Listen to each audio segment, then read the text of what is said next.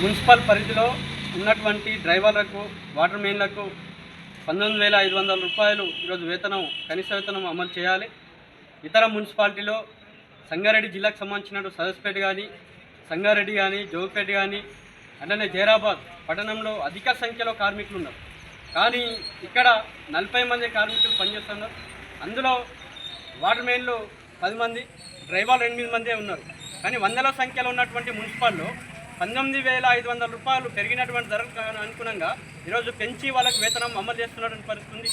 కానీ ఇక్కడ నారాయణఖేడ్ ప్రాంతంలో అనేక సందర్భాల్లో మా వేతనాలు పెంచాలని చెప్పేసి కార్మికులు అడిగినప్పటికీ కూడా ఈడ కమిషనర్ కానీ ఇతర అధికారులు మొండి వైఖరి వహిస్తున్నటువంటి పరిస్థితి కనిపిస్తూ ఉంది. ఇంతకుముందు వేతనాలు ఇతర మున్సిపాలిటీలో ఎట్లయితే అమలు చేస్తుండ్రో 60-63 జీవో ప్రకారం ఇవ్వాలని చెప్పేసి మేము సిఐటియు సంఘం తరఫున అడిగితే సిడిఎంఏ గారికి ఒక రిప్రజెంటేషన్ ఇవ్వండి అని చెప్పారు.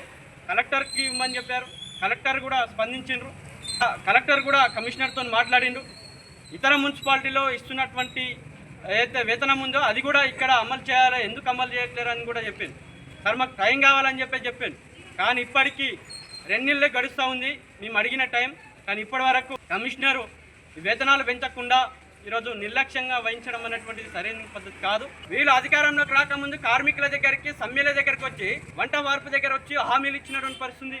మేము అధికారంలోకి వస్తే 18,000 రూపాయలు ఇస్తామని చెప్పిన ఇదే ప్రభుత్వం ఈరోజు 18 నెలలు గడుస్తున్నా మరి ఎందుకు అమలు చేయట్లేరు, ఈ జియో ప్రకారం ఎందుకు ఇవ్వట్లేరు అనేటువంటిది కూడా మేము ప్రభుత్వాన్ని ప్రశ్నిస్తున్నాం. కాబట్టి ఇప్పటికైనా స్పందించాలి ప్రభుత్వం. ఇక్కడ ఉన్నటువంటి అధికారులు వీళ్ళందరూ కూడా స్పందించి ధరలకు అనుగుణంగా వేతనాలు పెంచాలి. లేని ఏడల మేము కార్మికులందరినీ ఐక్యం చేసి సమ్మె చేయడానికి కూడా మేము సిద్ధపడతామని చెప్పేసి ఈ రకంగా డిమాండ్ చేస్తా ఉన్నాం.